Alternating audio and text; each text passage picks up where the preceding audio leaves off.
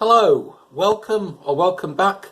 I'm Stephen, and today I'm going to be talking about the Peter Capaldi finale, Twice Upon a Time. So to do that, I of course need Peter Capaldi, and I need William Hartnell or David Bradley, whichever. They both appear in this, of course, but essentially the 12th and the First Doctor. So without further ado, let's get them into my hat and see where we're going with this. I've already got the brim wide because two doctors in the hats, I found out when I did the two doctors, it's not an easy thing to manage. More than two is downright impossible. Yep, I've got my horns again. Okay. Oh, it's time to talk about Doctor Who. I've got the doctors in my hat. I'll have to stay very, very, very still, or they'll fall out and go splat. Secure. Okay, Twice Upon a Time.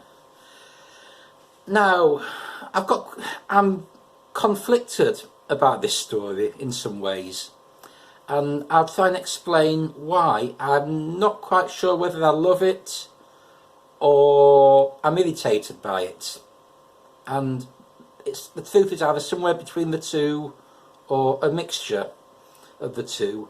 On paper, this should be right up my street, because the First Doctor is my all-time favourite Doctor, despite the fact that William Hartnell left the role 8 years before I was even born, and 17 or 18 years before I even started watching the show properly. I do think of the First Doctor as being my Doctor, you know, just because he's the one I fell in love with the most watching the videos and DVDs, and of course earlier than that reading the novelisations. And of the 21st century Doctors, the 12th Doctor is my favourite. I think Peter Capaldi is probably the most gifted actor so far to ever play the part. So put these two together, and I know it's not William Hartnell for obvious reasons in this story, but put the First Doctor and the 12th Doctor together and it should make absolute magic. Now, the plot of this story is relatively simple. There's no big bad villain as such. It's more of a character piece, and it's also exploring the themes of regeneration and also memory and what it means to be human, I suppose, in some ways. And you know, there's a debate about whether the Bill Potts that we meet again in this story is still Bill Potts, or just Bill Potts' memories, you know, transplanted into the testimony thing, and if she's still got all Bill's memories, is she still Bill, even though she's not physically Bill as such? And that's kind of a form of regeneration in some ways, because when the Doctor regenerates, although the Doctor becomes a new person in a new body, he or she still retains, for the most part, the memories of their past adventures. And of course, right at the end of the story, we touch on the memory theme again when the 12th Doctor, in his final moments, gets his memories of Clara, which were taken away from him, restored. So I think it's a good story. Premise is good. It's quite a fitting departure for the 12th Doctor. But my problem with this story is in some elements of the script.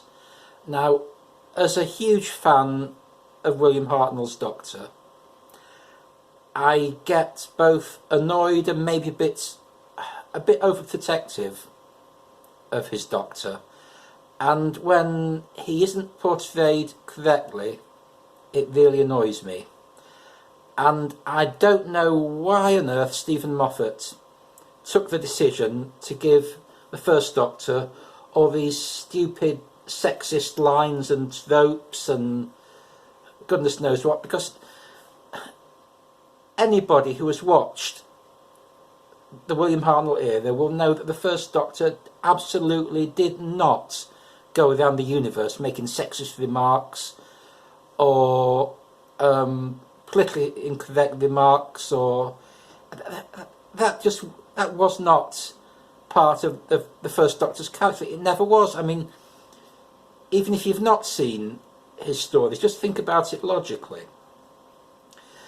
The show has always been a groundbreaking, progressive kind of show, and of course, back in the day, it was produced by Verity Lambert, who was the BBC's first female producer, and anyone who thinks that she would have even countenanced her lead character going around making sexist comments, that's just for the birds. I mean, if she was still alive today, I don't think she'd be...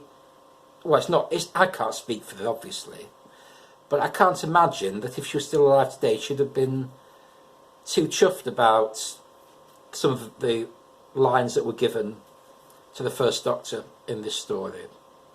It's not David Bradley's fault. His performance is okay. He's not trying to imitate the original First Doctor as such, but he gives the essence of the part. He's got he's got the physical movements, you know, the lapel clutching, the way he walks, the way he holds himself, conducts himself, the way his eyes sparkle, tilts his head to one side. I mean, all that is there. Delivery of his lines is a bit too slow sometimes, because William Hartnell didn't speak that slowly. In fact, he spoke quite fast a lot of the time. But overall, the fault with the First Doctor in this story is not with the acting, it's with Stephen Moffat's bizarre scripting choices, and I just can't for the life of me understand why he did it. And I mean, Terrance Dicks did similar, not quite as bad, but Terrance Dicks did similar things when he wrote the Five Doctors. You know, he wrote the First Doctor out of character in that. So it just bothers me that people who haven't actually seen any of the First Doctor's era get the wrong impression about who he was from something like this, and it just perpetuates the myth that he was some sort of crotchety, grumpy, old, bad-tempered old goat, and he wasn't. I mean, the First Doctor sparkled, he twinkled, it was mischievous. He laughed, he chuckled. Oh, the laugh and the chuckle. Now that's missing from David Bell's performance. That is one thing that is definitely missing, and that should be there. But anyway, that aside, the story itself is decent, and it also rounds up one of the last remaining loose threads from the Capaldi era, that of Rusty the Dalek from Capaldi's second story, Into the Dalek. So, although I wasn't a big fan of Into the Dalek, it was good to see Rusty again and sort of get his story brought to a conclusion. And of course, the other nice thing is that the First World War soldier is an ancestor of Brigadier Lethbridge Stewart. He's either his father or his grandfather. I'm not quite clear on that. More likely his grandfather, but the dating is, with all Unity, the dating is a bit confused. If you assume that the Brigadier was about 40, say, by the time he took over Unit, he would need to be born about 1930 if Unit is set in present day, or a bit later than that even, if Unit is set a bit in the future, which it originally was intended to be. So I don't know. I mean, I lean towards this character was Archibald Lefty Stewart being the Brigadier's grandfather, but he may have been his father. I'm not. That's not. I'm not entirely sure about that. The other thing I say about the story is it's beautifully directed by Rachel Talalay. This is the last of several, well, visual masterpieces. Really, I think she's probably certainly the best director of the Capaldi era, possibly even the best director of 21st century Doctor Who, and I'd love to see her back directing the show at some point again in the future. And the other person who bows out here, as well as Capaldi and Moffat, is of course the composer Murray Gold, who had been with the show since the revival in 2005. This story features his last score for the show, and I still miss him. I mean, nothing against Sega Nakinola, but Murray Gold's music is much more to my taste than what we're getting in the Jodie Whittaker era. But you know, incidental music, that's just a matter of personal taste, and I've got used to where we are now, so I don't miss Murray Gold quite as much as I did the first year he was gone. But still, when I watch one of his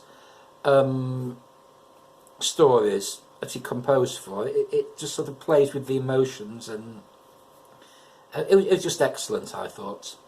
And I'm just glancing, for those of you in the know, I have a little list on my wall of bullet points I want to talk about.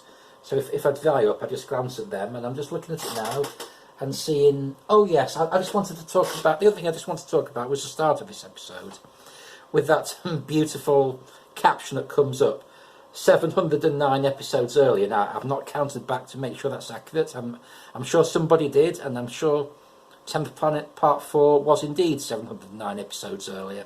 But it's just a nice, beautiful touch, and to include some actual footage of William Hartnell in this story is lovely too. And of course, who can forget the moment where they do that wonderful morph from William Hartnell's face to David Bradley's face as a First Doctor, black and white to colour. That's lovely. And the other thing I remember about this story, not so much about the story itself, but I remember there was a fair bit of publicity about the show at the time. I mean, the announcement about Jodie Whittaker had already been made, of course, but then there was a big promo trailer for this story which came out, showing the moment when the First Doctor first enters the 12th Doctor's TARDIS. And when that came out, oh, I must have watched that a dozen times if I watched it twice. I absolutely loved that. And I was hoping the whole episode would be more like that. But, of course, we got the sort of sexist remarks which sort of soured it for me. But overall, for Peter Capaldi at least, it's a good send-off. It's not a great tribute to William Hartnell, but, you know, what can you do? I mean, William Hartnell is irreplaceable, and David Bradley does a good job, but, like I say, Stephen Moffat made an inexplicable choice.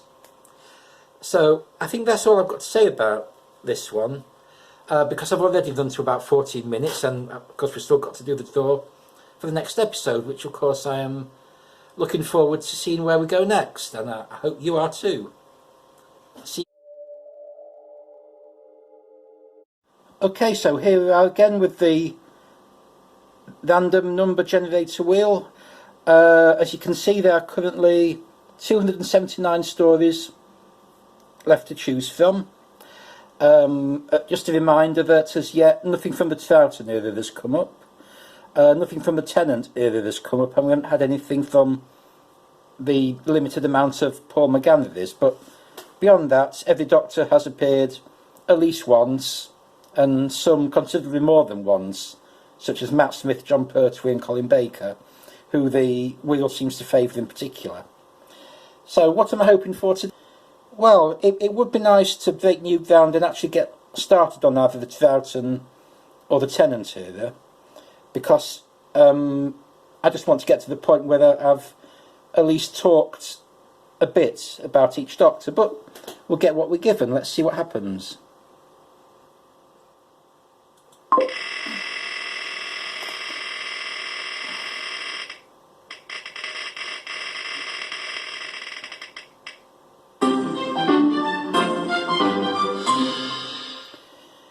And that is 107. I am pretty sure that's going to be Tom Baker. So I will just go to my spreadsheet and scroll up to what's left on the list. 107. And you can see, I'll just move in for you, that 107 is Full Circle. So please join me next week and I will talk about Full Circle. Thank you for watching that, and until I see you again, please like, please comment, please subscribe, please tell your friends, and please tell my friends.